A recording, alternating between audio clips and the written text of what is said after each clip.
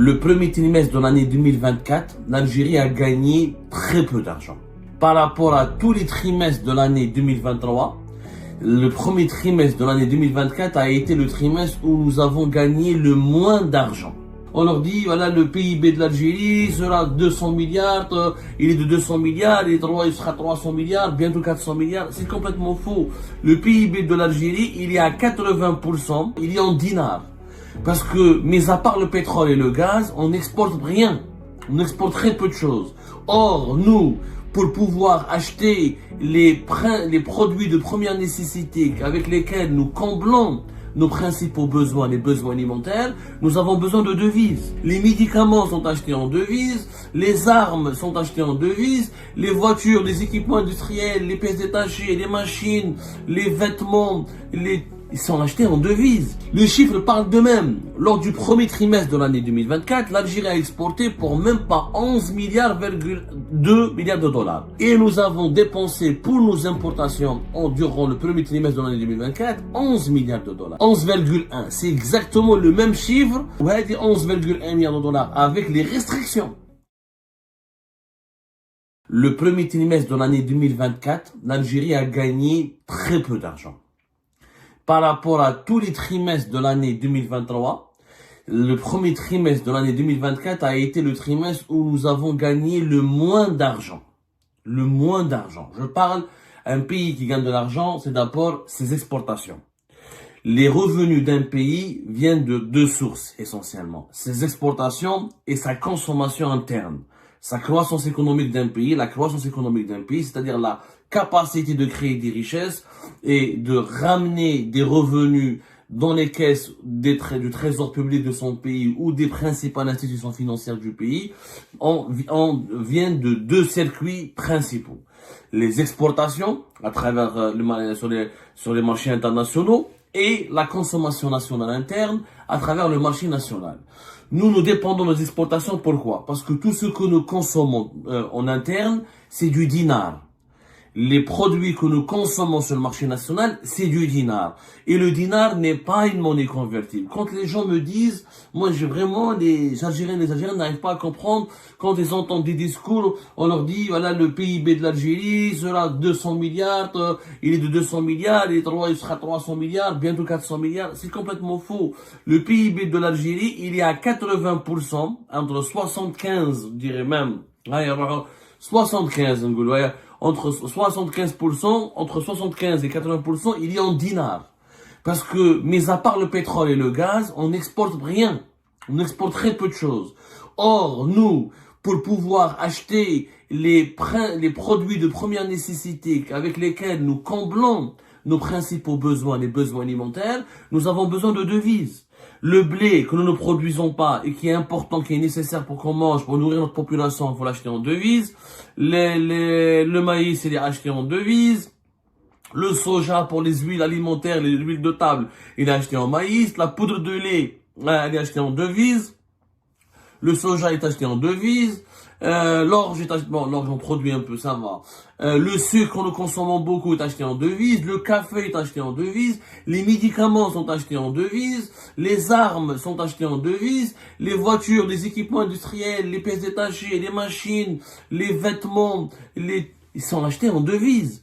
Il faut savoir que on aurait pu se prévaloir d'un PIB important et considérable, même s'il était en dinars, si on avait la capacité de produire plus de 50% de ce que nous consommons au quotidien. Ce qui est faux. Et ni notre agriculture, ni notre industrie pharmaceutique, ni notre industrie manufacturière, ni notre industrie du textile, ni notre industrie de l'armement ne nous permettent de combler 50% de nos besoins. C'est complètement faux. Les vrais chiffres, l'agriculture algérienne satisfait 70% de nos besoins. C'est complètement faux. Il y a 40 à 50%. Et là, je suis optimiste. Je suis optimiste parce que la production agricole en Algérie, elle est complètement instable. Depuis 2020, les pics de sécheresse dans le pays nous ont causé beaucoup de dégâts. Les machines, l'industrie manufacturière, 80%, 90%. L'industrie, c'est 5% de notre PIB. Le textile, 80%. dans tous les domaines. Les médicaments que l'industrie pharmaceutique algérienne, c'est 70% des besoins du pays. C'est complètement faux. C'est des chiffres extrêmement exagérés. La réalité, quand on prend en compte les calculs de l'importance des matières premières, de certains composants depuis l'étranger pour fabriquer certains génériques, le vrai médicament algérien existe très peu. Et les médicaments pour certaines maladies rares et compliquées, et les maladies les plus, ce qu'on appelle les maladies du développement, comme le cancer, le diabète, etc., c'est 70% à 80% de dépendance vis-à-vis de l'étranger. Donc on a besoin de devises. Les PIB des pays riches, ce sont les PIB qui sont en monnaie internationale, en devises. C'est la capacité de ce que ce pays produit contre les monnaies, contre les pays comme la Corée du Sud, la Turquie, les pays émergents comme le Brésil, les BRICS, les pays membres des BRICS. Pourquoi ils ont des économies dynamiques? Parce que leur PIB repose beaucoup sur les exportations. Pas uniquement le marché intérieur. Le marché intérieur, il est important, mais il faut avoir des grandes capacités d'exporter. Or, nous, nos capacités d'exportation, elles sont de plus en plus faibles parce qu'elles dépendent uniquement du pétrole et du gaz, dont la production est en train de baisser inéluctablement, et avec des exportations hors hydrocarbures qui ne sont pas réellement existantes. Les chiffres parlent d'eux-mêmes. Lors du premier trimestre de l'année 2024, l'Algérie a exporté pour même pas 11 milliards,2 milliards de dollars. 11 milliards de dollars. Ça, c'est toutes les exportations de tout ce qui est gaz et pétrole et produits dérivés. C'est 92% de nos exportations. 8%, entre 8 et 9%, c'est les exportations hors hydrocarbures, dont le montant n'atteint même pas 1 milliard de dollars. Je dis bien, les exportations hors hydrocarbures ont permis à l'Algérie de gagner durant le premier trimestre de l'année 2024 uniquement 986 millions de dollars. C'est le chiffre le plus bas depuis 2023. C'est le chiffre le plus bas depuis même 2022. Depuis 2022, si on compare tous les trimestres, nos exportations hors hydrocarbures, on n'a jamais réalisé un chiffre aussi bas. 986, pas plus, alors qu'en 2023, on réalisait par trimestre entre 1,1 et 1,2 milliards de dollars d'exportation hors hydrocarbures. En 2022, 1,4, on a même fait 1,7 milliard de dollars d'exportation hors hydrocarbures. En réalité, nos exportations hors hydrocarbures, c'est des hydrocarbures indirectement, parce que c'est essentiellement les engrais qui sont produits à partir du gaz en Algérie, les matériaux de construction, notamment le ciment, ou des produits de sidérurgie, dont les coûts en Algérie, les coûts sont pas chers, le fer n'est pas cher en Algérie, parce qu'il est produit avec des coûts d'énergie faibles, notamment grâce au gaz aussi. C'est ça, la sidérurgie, le ciment et les engrais. Et on n'a pas beaucoup les exportations agricoles et industrielles, très peu. 2024, on a gagné que 900 au niveau de nos exportations hors hydrocarbures pour le premier trimestre, 986 millions de dollars. On n'a pas les autres chiffres encore officiels. On attend que la Banque d'Algérie nous confirme tous les chiffres officiels pour les autres trimestres. Mais 2024, ça a commencé très mal. Et vu comment l'économie algérienne était paralysée, pas beaucoup de méga projets, pas beaucoup d'investissements productifs, pas beaucoup de lancement de projets, très peu de nouveaux lancements de projets. Le pays est resté dépendant des hydrocarbures. Comme les prix du gaz et du pétrole ont baissé en 2023 par rapport à 2022, ils ont encore plus baissé en 2024 par rapport à 2023 en 2022. Donc nos revenus sont en train de chuter. Et 11,1 milliards de dollars, alors que durant tous les trimestres de l'année 2023, on a fait entre 12,5 jusqu'à 13 milliards de dollars. Le chiffre le plus bas que nous avons réalisé en 2023 pour nos exportations des hydrocarbures, c'était le deuxième trimestre de l'année 2023 où on a fait 11,8. Mais on n'a jamais fait 11,1. Cela signifie quoi? Cela signifie que si en 2023 on a gagné, grâce aux exportations des hydrocarbures, 50 milliards de dollars, 50,4 milliards de dollars, et en 2024, on risque de se retrouver avec 45 milliards de dollars.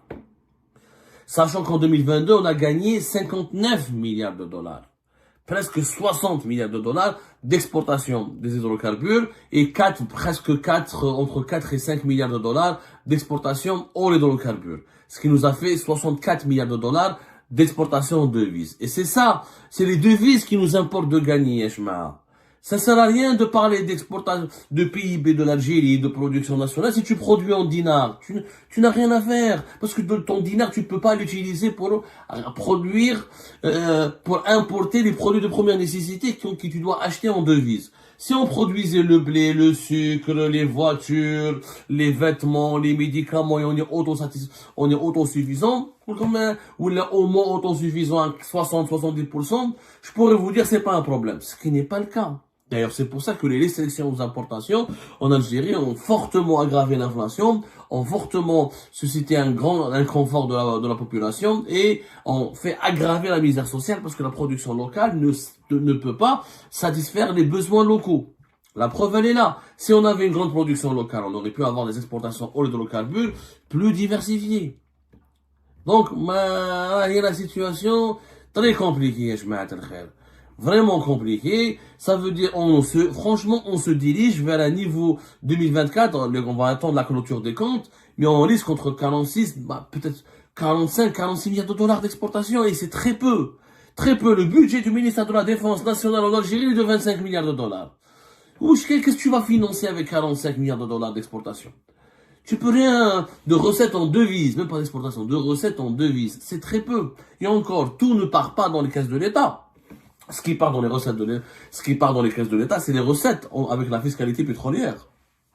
Parce que Sonatrach, elle exporte et ses associés prennent leur part. Ensuite, ils payent l'État algérien à travers des impôts et des taxes, etc.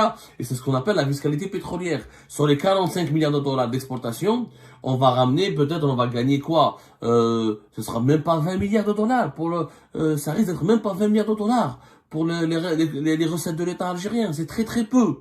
Ça veut dire que tout le reste, l'État algérien doit faire toutes ses dépenses avec des dinars qui ne valent rien parce que les dinars, tu peux pas les utiliser sur le marché mondial.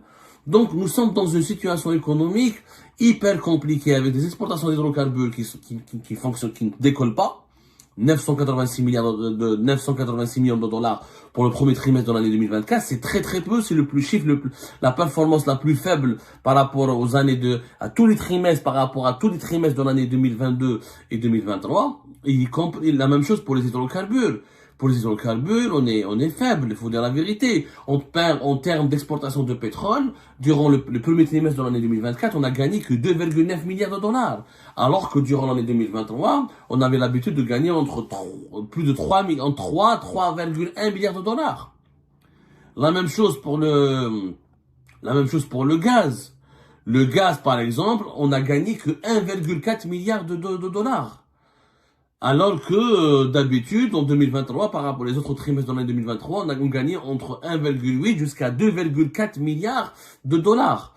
Nous avons donc une problématique au niveau des revenus de nos devises. Ça, c'est le GNL, hein, pas le gaz naturel. Je parle du GNL. Dans le GNL, on va lui consacrer une émission à part parce que les capacités de nos exportations, elles sont en chute libre.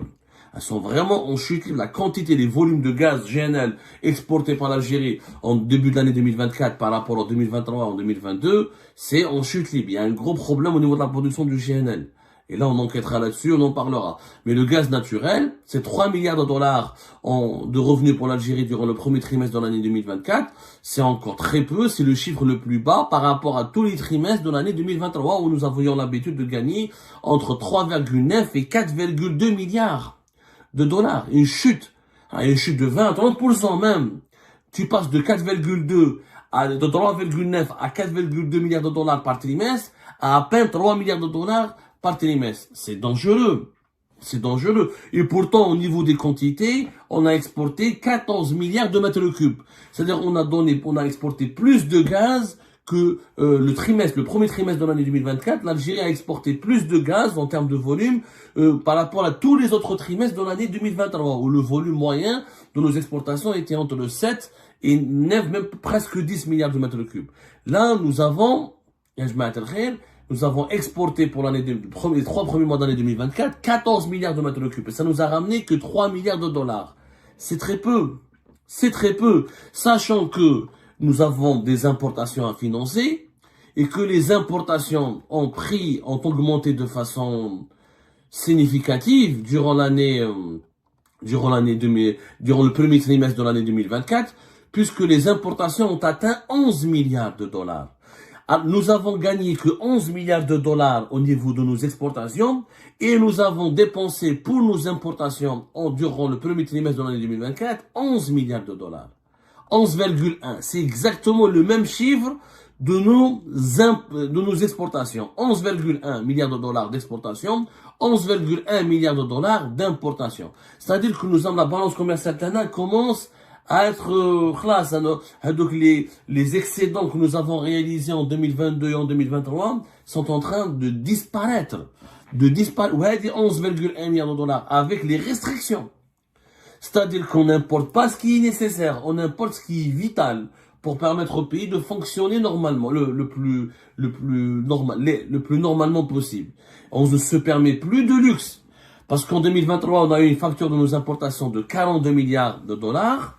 Cette année 2024, elle va atteindre pratiquement 45 milliards de dollars facilement. Parce que j'imagine que lorsqu'ils ont vu, que les dirigeants algériens, lorsqu'ils ont vu que nos revenus en devises ont baissé par rapport à 2023, ils ont essayé certainement vers les 2 derniers trimestres de l'année 2024 de serrer encore plus le vis. C'est pour ça qu'il n'y a pas des pièces détachées, il n'y a pas beaucoup de médicaments, il y a un manque de matières premières pour certains produits agroalimentaires, il y a un manque de vêtements, il y a certains produits électroménagers qui manquent en Algérie, il y a une véritable pénurie de certains produits de large consommation, parce que la facture, le régime algérien, les dirigeants algériens, l'État algérien tout court, est en train d'essayer de serrer le vis au niveau des importations pour essayer toujours de maintenir un équilibre fragile entre importation et exportation.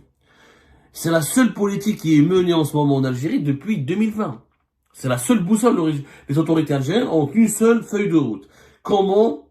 Il faut toujours faire en sorte que les exportations dépassent les importations pour qu'il y ait un excédent. Sinon, on est dans le déficit et sinon, on est obligé de combler le déficit avec les devises des réserves de change. Or, c'est pas possible pour un pays de presque 50 millions d'habitants maintenant de continuer à restreindre les importations. 42 milliards de dollars dans un pays de 46-47 millions d'habitants, c'est très peu. Un pays qui ne produit pratiquement pas ce qui est nécessaire pour lui. Encore une fois, si on était autosuffisant, et aucun pays au monde n'est autosuffisant à 100%. Si on était autosuffisant à 60% ou à 70% en médicaments, en nourriture, en textile, en machines industrielles, etc., oui, il n'y aura pas de problème. Mais c'est pas possible. On n'est pas autosuffisant. Donc, on est en train de s'appauvrir. On appauvrit la population, on prive la population de plusieurs produits de large consommation pour épargner, pour économiser nos devises et pour ne pas créer un déficit au niveau de notre balance commerciale. Ce n'est pas une bonne stratégie. La bonne stratégie aurait voulu investir, quitte à s'endetter aujourd'hui, pour développer une production nationale qui sera capable de combler les besoins du pays et d'exporter à l'étranger pour diversifier les revenus du pays. Nous avons besoin d'exporter plus de 60 à 70 milliards de dollars pour pouvoir importer une cinquantaine de milliards de dollars. Là, on va rétablir l'équilibre, mais il faut exporter au-delà de 70 milliards de dollars. Et ça, c'est plus le pétrole et le gaz, parce que les prix du pétrole et du gaz sont en train de baisser. C'est une réalité. Le prix du baril du pétrole, par exemple, ont baissé de plus de 4% depuis 6 mois, de plus de 8% depuis 1 an et de plus de 17% depuis 3 ans. Le gaz se maintient un petit peu sur le marché mondial, puisque les prix ont chuté attendez, je reviens vers le gaz naturel. Voilà, le gaz naturel, les prix ont baissé de presque 16% depuis le 1er janvier 2025. Voilà. Mais par rapport à une année, il y a une augmentation de 20%. Donc, le gaz se maintient. Franchement, il se maintient. Mais, voilà, comme on exporte essentiellement, on a des contrats à long terme et on exporte du gaz avec les gazoducs et que le GNL, c'est le GNL qui rapporte le plus d'argent. C'est lui qui vaut le plus, qui ramène le plus de devises vers le pays. Et la production du GNL, elle est en panne. Premier trimestre de cette année 2024, l'année dernière 2024, elle a été extrêmement perturbée. C'est ce qui explique que nous avons gagné de moins en moins d'argent.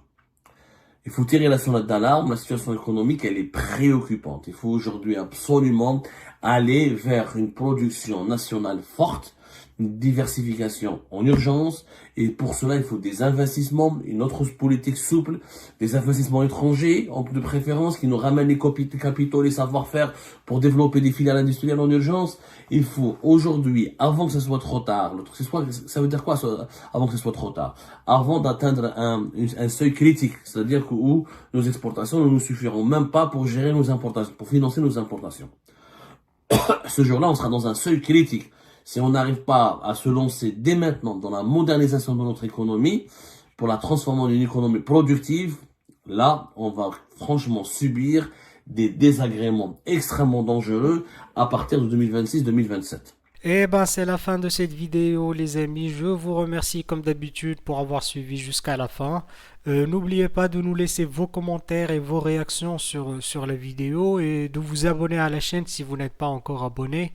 Donc je vous remercie vraiment très chaleureusement pour votre soutien à notre chaîne. Nous avons dépassé les 28 000 abonnés et nous avons comme objectif les 30 000 avant la fin du mois si c'est possible ou pendant le mois prochain. Donc voilà, merci beaucoup pour votre soutien et vos abonnements. Et merci aussi pour vos commentaires et vos discussions très animées dans la section des commentaires. Donc, vous n'oubliez jamais de décortiquer bien un sujet sur tous les points qui ont été abordés dans la vidéo et ça fait vraiment plaisir moi-même je ne fais pas de commentaires, je m'appuie sur vous pour que vous puissiez bien expliquer les choses et en faire des discussions civilisées dans tout le respect possible. Donc voilà, merci beaucoup et à la prochaine dans une nouvelle vidéo. Au revoir.